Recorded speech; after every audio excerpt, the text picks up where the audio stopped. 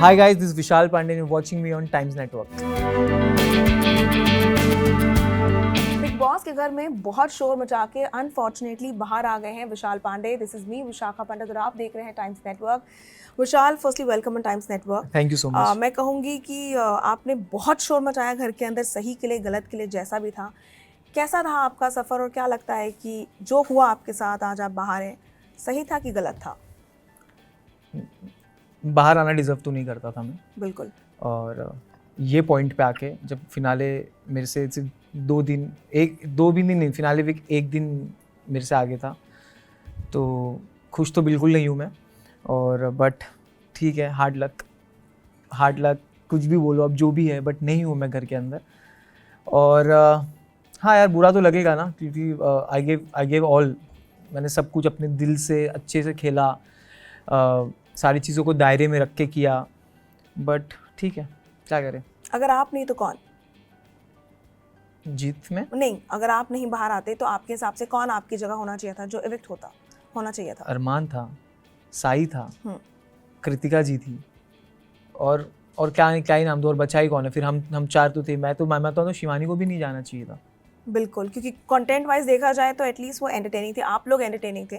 ये बताइए, क्योंकि अरमान और आपके बीच का जो वो स्लैप था, वो पूरी इशू बना, मुद्दा क्रिएट हुआ, उस पर काफ़ी लोगों ने काफ़ी कुछ कहा, जिसमें से चंद्रिका जब बाहर आई तो उन्होंने कहा कि अब मैं बहुत रिग्रेट करती हूँ, क्योंकि तब मैंने क्लिप नहीं देखी थी, अब मैंने क्लिप देख ली और अब मुझे अफसोस हो रहा है कि मैंने उसको हाथ जोड़ के नीचे बैठ के सॉरी क्यों कहा. उस पर आप क्या कहेंगे? क्या लगता है कि वो अभी भी बाहर, और उसके बाद उन्होंने वो जो लेडी है ना, हाँ, वो जो पायल के साथ भी जो भी करे, मेरे को फर्क नहीं पड़ता उससे, बट जो लेडी है ना, she is just so fake. मुझे पहले लगता था कि नहीं, वो बहुत सही में यार बहुत अच्छी है वो, लेकिन मुझे बाद में धीरे धीरे समझा, नहीं, ये जैसी थी बाहर, जैसी थी दिखती थी, ये वैसी ही है. ये एक पर्दे में थी है, और धीरे टाइम पे पर्दा इसका खुलता था. इसको मुद्दे इसके खुद के रहते थे नहीं, तो इसने बोला कि अब इतना बड़ा फेमिनिज्म वाला मुद्दा मिला, तो मैं तो भाई फेमिनिस्ट हूँ सबसे बड़ी. अब वो फेमिनिस्ट कार्ड खेली, उसमें घुस गई. और जहाँ तक रही बात माफ़ी मांगने की बात, माफ़ी मांगी भी तो मैंने उसको 1 सेकंड, मेरे को 1 सेकंड भी लगा था माफ़ करने के लिए, जबकि वो बंदी ने मेरे कैरेक्टर की धज्जियाँ उड़ाने में कोई कसर नहीं छोड़ी थी. और जहाँ तक रही बात बाहर आके उसने क्या देखा क्या नहीं देखा, मेरे को नहीं मालूम, बट उसको मैं एक चीज़ बोलना चाहूँगा कि आप अगर अपने दोस्त के साथ बैठे हो, है ना, आप जैसे कल रणवीर जी बोल रहे थे, कॉन्टेक्स्ट समझना चाहिए इंसान का कि कौन से कॉन्टेक्स्ट में बोल रहा है. तो प्लीज़, आपको कॉन्टेक्स्ट वर्ड तो समझ में नहीं आएगा चंद्रिका जी, बट मैं आपको बता देता हूँ उसका मतलब क्या होता है. उसका मतलब होता है कि आप उसके पीछे का ना एक वो समझा करो कि कोई चीज़ें फ़न में भी बोली जाती है, और ना किसी ने अपशब्द बोला है, ना किसी ने ऑब्जेक्टिफाई किया है, और ना ही मैंने किसी को कुछ गलत बोला है. और अगर मेरे माँ बाप आके मेरे को बोल सकते हैं तूने कुछ गलत नहीं किया, तो तुम तो भाई कौन हो मेरे लिए फिर. अच्छा, आपके माँ बाप, आपके पेरेंट्स भी जब आए थे, उस पर भी जब वो चले गए थे, तो ये कृतिका और अरमान का ये था कि दैट कैसे उन लोगों ने हमें एंटरटेन नहीं किया, हमसे बात नहीं करी. मैंने तो नमस्ते भी किया था. बट वहीं अगर मैं अरमान की बात करूँ, बिग बॉस ने उनको पिछले सीजन में तहलका ने हाथ उठाया था, उनको पनिश किया गया था, उनको निकाला गया था. वहीं सब लोग ये उम्मीद करते थे कि उनको भी पनिश किया जाएगा, जबकि उनको नहीं किया गया. आपको लगता है कि बिग बॉस उनकी तरफ बहुत बायस्ड है अभी भी? हाँ, पता नहीं, एक पता नहीं, एक कुछ अलग तो था, मतलब which was not natural. I won't say biasedness, I won't से रिजिड, वो सब नहीं बोलूँगा मैं, बट एक कुछ मुझे भी नहीं समझी थी वो चीज़. बट और जहाँ तक रही बात करने की, तो मैंने वो बाहर आके क्लिप देखा अरमान का कि मेरे पापा के बारे में बोल रहा है कि इसका बाप आके फालतू बात कर रहा था. बिल्कुल. तो घटिया आदमी की औकात नहीं है सबसे पहली बात कि मेरे बाप के बारे में बोले. उसकी औकात तो मुझे बाहर आके दिख चुकी, उसकी लेजिट औकात क्या है. तो वो औकात की बातें ना करे, या फिर किसी के बाप के बारे में बात ना करे. मैं उससे बहुत इज्जत में बात करता था, फिर भी उस इंसिडेंट के बाद भी बहुत इज्जत में था मैं सबके साथ. लेकिन जब मैंने मेरे बाप की क्लिप देखी, तो मैं वो सोचा कि काश ये टाइम पे अगर मैंने इसी चीज़ सुन लिया होता, तो फिर मैं उसको मार के बाहर निकलना ज़्यादा प्रीफर करता. मैं कि तुम मेरे को बोल लिया, मेरे साथ कर लिया, ठीक है, मेरे पेरेंट्स पे कभी मत जाना. मैं एक चीज़ क्लियर किया था कि पूरे घर में सबको बोला था मैंने, मेरे पेरेंट्स पे कभी मत जाना, क्योंकि फिर मेरा बहुत गंदा रूप दिखेगा तुम लोग को. तो ठीक है, उससे उसका नेचर दिख गया ना, उन लोगों को समझ गया कितना फालतू इंसान है. अच्छा, अदनान भी जब घर में आए तो उन्होंने कहा कि विशाल लवकेश की छाया में चल रहा है, उनको समझ नहीं रहा लवकेश, उनको कटा रहा, उनको खेल रहा है उनके साथ और वो सब ना. मैं उसको सही बात समझाना चाहूँगा, लेकिन फाइनली जब आपने चूज़ किया और आपने लवकेश को चूज़ किया, तो उन्होंने बोला सर मैं क्या कर सकता हूँ, मैंने तो बहुत कोशिश करी. क्या लगता है उनका ये थॉट कि आप लवकेश की छाया में चल रहे हैं और वो लवकेश आपको यूज़ कर रहे हैं, वो सही थे?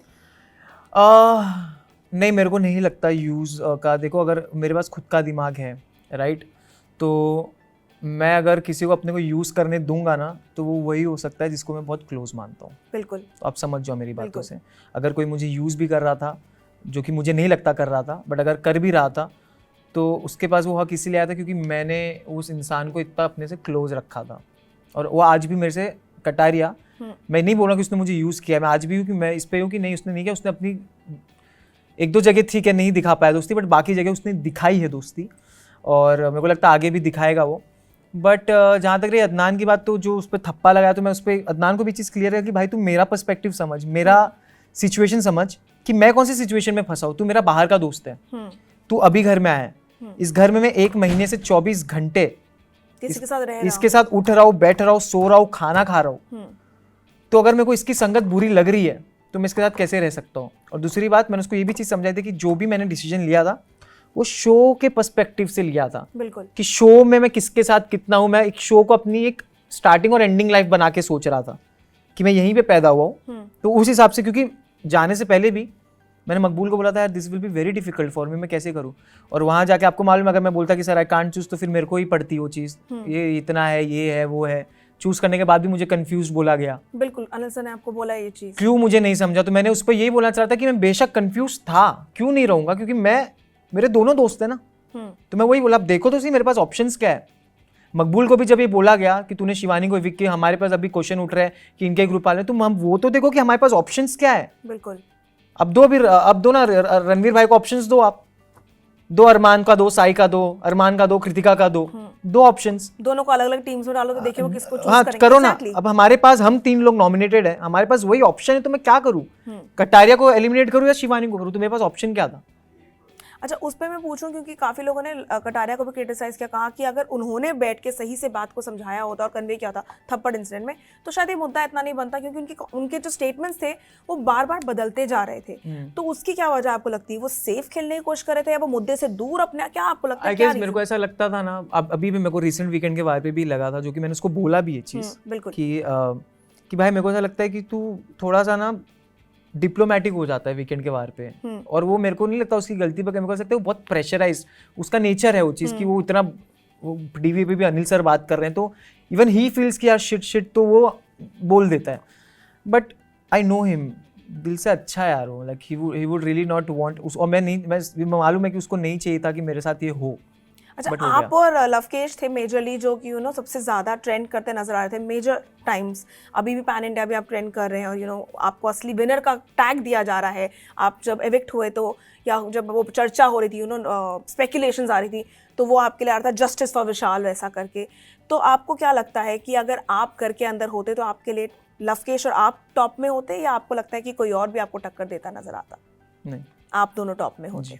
और अब जब आप बाहर आ गए हैं अनफॉर्चुनेटली, तो क्या लगता है कि कौन है जो आपको लगता है लवकेश को आप कंपटीशन दे सकता है? क्योंकि आपका दोस्त है तो मकबूल, वो भी मेरी दोस्त है, तो बिल्कुल, मेरे लिए तो विन विन होगा फिर। बट क्या आप अरमान और रणवीर को, क्योंकि रणवीर को मौका दिया गया कि किसी एक को बचाना, उन्होंने ऑब्वियस चॉइस अरमान को बचा लिया था, नहीं तो गेम पूरी पलट जाती इस टाइम पे।